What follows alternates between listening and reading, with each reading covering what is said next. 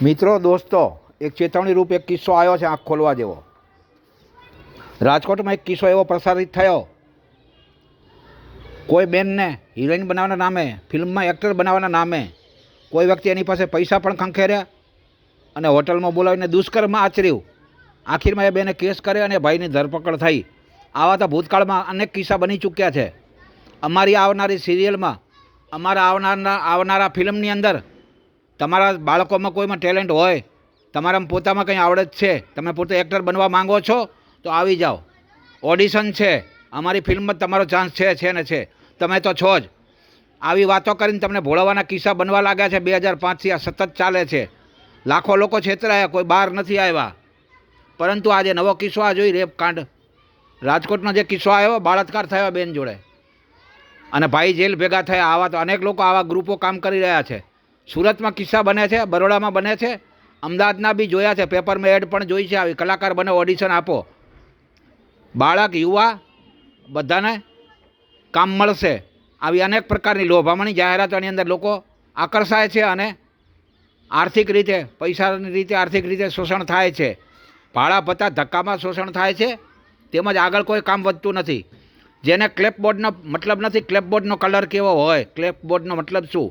અરે જે લોકોને કન્ટિન્યુટીનો ખબર નથી કે કન્ટિન્યુટી શા માટે લખવામાં આવે ને કન્ટિન્યુટીનો મતલબ શું હોય છે, એવા લોકો મોબાઈલ હાથમાં આવી ગયો, મોબાઈલિયા ફિલ્મ મેકર બની ગયા છે. એનાથી ચેતો અને ચેતો.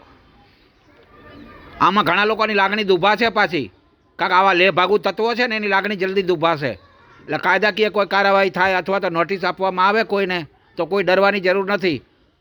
અગાઉથી જ માફી માંગી લો. માટે હું આ સ્પીચ તમને મોકલી રહ્યો છું. અનેક કિસ્સા આવા બન્યા છે ભૂતકાળમાં અને બનતા આવ્યા છે, વર્તમાનમાં બની રહ્યા છે. રોજ બરોજ, દર અઠવાડિયે 10 દિવસે. સુરતમાં તો આવા રાફડા ફાટ્યા છે. ઉત્તર ગુજરાત આખું મોબાઈલિયા ફિલ્મ મેકર છે. આખા ઉત્તર ગુજરાતની અંદર મોબાઈલિયા ફિલ્મ મેકર જોવા મળશે તમને. ફેસબુક અને સોશિયલ મીડિયાએ તો હદ કરી નાખી છે. તમારે કલાકાર બનવું છે, તમે એક્ટર છો, કેટલું ફાઇનાન્સ કરશો. રોજ એક મુર્ગો શોધે અને પોતાના ખર્ચા પાણી ચલાવવાવાળું આખા બિઝનેસમેનો આવા નીકળી પડ્યા છે, ફિલ્મ મેકરો. એમાં લાલો ફિલ્મ આવ્યા પછી તો જેમ કે લાલા જેવી અમારી ફિલ્મ બની રહી છે. જોરદાર કહાની છે, જોરદાર સ્ટોરી છે. અનેક લોકો આવું કરે છે.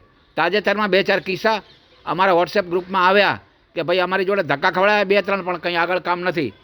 પૈસા માંગે છે, ફાઇનાન્સ માંગે છે. તમે કેટલું રોકાણ કરી શકતો, આવી વાતો કરે. ઘણા તો એવા છે, મકાન ભાડા માટે 3000 અત્યારે આપો ને. આવા પણ કિસ્સા આવ્યા છે. ત્યારે આપણને હસવું આવે કે સાલું ફિલ્મ મેકર છે, ફિલ્મ બનાવવા બેઠા છે, કલાકારને બોલાવે છે તમે કલાકાર બની જાઓ અને પોતાને મકાન માટે ભાડા પણ નથી. અરે ઘણા એવા કિસ્સા છે ભૂતકાળમાં.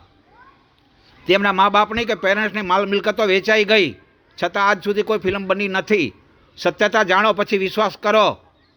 ફક્ત જનતા જાગૃત માટે જ આ એક વિડીયો પ્રસારણ કરવાનો વિચાર સૂજ્યો માટે અમે લોકો કરી રહ્યા છીએ.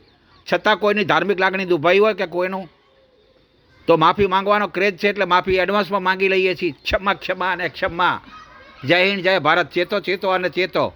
બોગસિયા ફિલ્મ મેકરો અને બોગસિયા કલાકાર બનાવવાવાળા ગ્રુપો જે નીકળ્યા છે, ફાઇનાન્સ કરો, કલાકાર બનો, એમનાથી ચેતો અને ચેતો. લાલો ફિલ્મનું તો બહુ આપણે સોશિયલ મીડિયામાં જાહેરાત કરી મફતમાં. એ પણ હવે આ જનતા જાગૃતિ માટેનો આ વિડીયો કોણ શેર કરે છે. જો કે આપણે બધું, ભગવાને બધું આપેલું છે, આપણે કોઈ આવા ચીટિંગની જરૂરત નથી તમારે કે મારે તો. છતાં પણ શું, આપણે ફ્રીમાં લાલોની બહુ બધી સોશિયલ મીડિયામાં જાહેરાતો કરી. હિસાબ વગર હિસાબ પણ આપે. આપણે 92 લાખ કમાયા ને 100 કરોડ કમાયા ને આ બધી કોણે જાહેરાત કરી. ખરેખર કોની પાસે હિસાબ હતો કોઈ જાણતું નથી. કોઈને ખ્યાલ નથી ફિલ્મ લાઇનમાં કેટલા પૈસા રોકવા પડે, કેટલા પૈસા હાથમાં આવે. છતાં પણ આપણે જાણતા અજાણતા પ્રચાર કરતા હોઈએ છીએ. ઘેટા બકરાની જેમ જોડાઈ જઈએ છીએ. ચલો હું કલાકાર બની જાઉં, એ લાલચની અંદર આપણે અથવા આપણા પેરેન્ટ્સો આર્થિક રીતે ધોવાણ ભોગવતા હોય છે. પૈસા ટકાના ખર્ચાઓ, આવવા જવાના ધક્કાઓ. આવા ચીટિંગથી બચો અને જનતાને જાગૃતિ માટે આ સ્પીચ આપી છે. છતાં કોઈની લાગણી દુભાઈ હોય, લાગણી બહુ દુભાય છે આજકાલ. માફી માગવાનો ક્રેઝ છે માટે એડવાન્સમાં માફી માંગીએ છીએ. જય હિન્દ, જય ભારત.